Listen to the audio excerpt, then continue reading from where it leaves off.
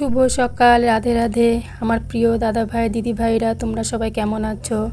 সকাল সকাল ছোট্ট একটা ব্লগ ভিডিও নিয়ে চলে এলাম তোমাদের মাঝে। তো দেখো, আমাদের এখানে প্রচুর বৃষ্টি হচ্ছে ভোরবেলা থেকে। কখন যে বৃষ্টি কমবে বুঝতে পারছি না। তো কি করবো, আর সময় তো আর কারোর জন্য অপেক্ষা করে না। তাই বৃষ্টিতে ভিজে ভিজে কাজ করতে চলে এলাম।